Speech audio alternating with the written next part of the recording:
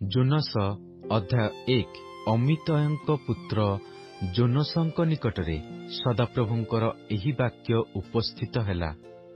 ଉଠ, ନିନିବି ମହାନଗରକୁ ଯାଅ ଓ ତହିଁ ବିରୁଦ୍ଧରେ ଘୋଷଣା କର, କାରଣ ସେମାନଙ୍କର ଦୁଷ୍ଟତା ଆମ୍ଭ ସମ୍ମୁଖରେ ଉପସ୍ଥିତ ହୋଇଅଛି। ମାତ୍ର ଜୋନାସ ସଦାପ୍ରଭୁଙ୍କ ଛାମୁରୁ ତର୍ଷିସକୁ ପଳାଇଯିବା ନିମନ୍ତେ ଉଠିଲେ ଓ ଜାଫନଗରକୁ ଯାଇ ତର୍ଷିସଗାମୀ ଏକ ଜାହାଜ ପାଇଲେ।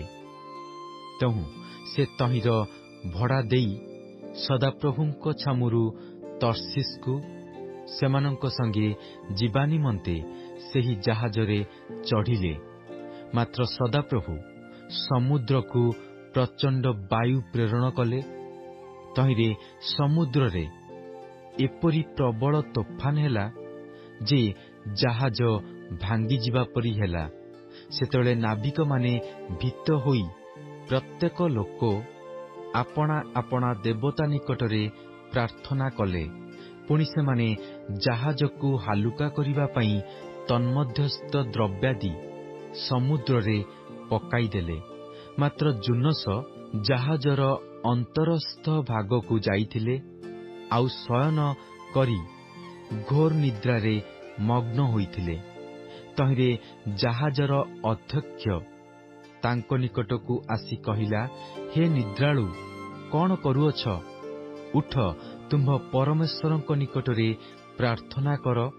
କେଜାଣି ପରମେଶ୍ୱର ଆମ୍ଭମାନଙ୍କ ବିଷୟରେ ମନୋଯୋଗ କରିବେ ଓ ଆମ୍ଭେମାନେ ବିନଷ୍ଟ ନୋହିବୁ।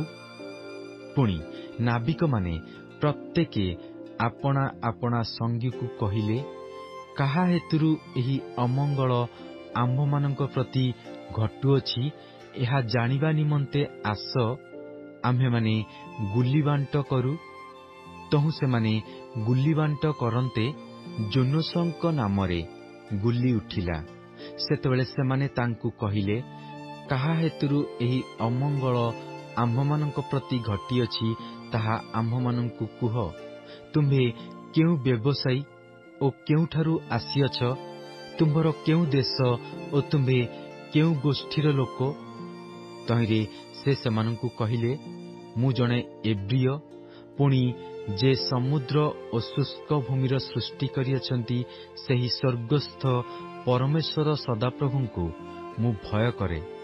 ଏଥିରେ ସେହି ଲୋକମାନେ ମହାଭୀତ ହୋଇ ତାଙ୍କୁ କହିଲେ, ତୁମ୍ଭେ ଏ କି କର୍ମ କରିଅଛ? କାରଣ ସେ ଜଣାଇଥିବାରୁ ସେମାନେ ଜାଣିଥିଲେ ଯେ ସେ ସଦାପ୍ରଭୁଙ୍କ ଛାମୁରୁ ପଳାଉଅଛନ୍ତି।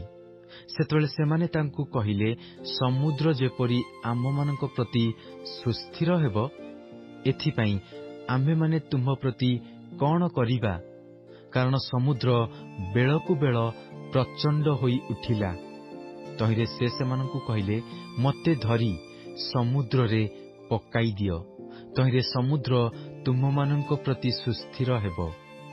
କାରଣ ମୋ ସକାଶୁ ତୁମ୍ଭମାନଙ୍କ ନିକଟରେ ଏହି ମହା ତୋଫାନ ଉପସ୍ଥିତ ହୋଇଅଛି ବୋଲି ମୁଁ ଜାଣେ। ତଥାପି ସେହି ଲୋକମାନେ କୂଳକୁ ଫେରିଯିବା ନିମନ୍ତେ ବଡ଼ ଯତ୍ନରେ ଆହୁଲା ପକାଇଲେ, ମାତ୍ର ସେମାନେ ପାରିଲେ ନାହିଁ। କାରଣ ସମୁଦ୍ର ସେମାନଙ୍କ ପ୍ରତିକୂଳରେ ବେଳକୁ ବେଳ ପ୍ରଚଣ୍ଡ ହୋଇ ଉଠିଲା। ଏହେତୁରୁ ସେମାନେ ସଦାପ୍ରଭୁଙ୍କ ନିକଟରେ ପ୍ରାର୍ଥନା କରି କହିଲେ, ଆମ୍ଭେମାନେ ବିନତି କରୁଅଛୁ, ହେ ସଦାପ୍ରଭୁ, ଆମ୍ଭେମାନେ ବିନତି କରୁଅଛୁ, ଏହି ମନୁଷ୍ୟର ପ୍ରାଣ ସକାଶୁ ଆମ୍ଭେମାନେ ବିନଷ୍ଟ ନ ହେଉ। ପୁଣି ନିରପରାଧର ରକ୍ତପାତ ଦୋଷ ଆମ୍ଭମାନଙ୍କ ଉପରେ ନ ବର୍ତ୍ତାଅ। କାରଣ ହେ ସଦାପ୍ରଭୁ, ତୁମ୍ଭେ ଆପଣା ଇଚ୍ଛାମତ କାର୍ଯ୍ୟ କରିଅଛ। ଏଥିରେ ସେମାନେ ଜୋନାସଙ୍କୁ ଧରି ସମୁଦ୍ରରେ ପକାଇଦେଲେ। ପୁଣି ସମୁଦ୍ର ଆପଣା ପ୍ରଚଣ୍ଡତାରୁ ନିବୃତ୍ତ ହେଲା। ଏଥିରେ ସେହି ଲୋକମାନେ ସଦାପ୍ରଭୁଙ୍କୁ ଅତିଶୟ ଭୟ କଲେ ଓ ସେମାନେ ସଦାପ୍ରଭୁଙ୍କ ଉଦ୍ଦେଶ୍ୟରେ ବଳି ଉତ୍ସର୍ଗ କଲେ ଓ ନାନା ମାନତ କଲେ। ପୁଣି ଜୋନାସଙ୍କୁ ଗିଳିବା ନିମନ୍ତେ ସଦାପ୍ରଭୁ ଏକ ବୃହତ୍ ମତ୍ସ୍ୟ ନିରୂପଣ କଲେ।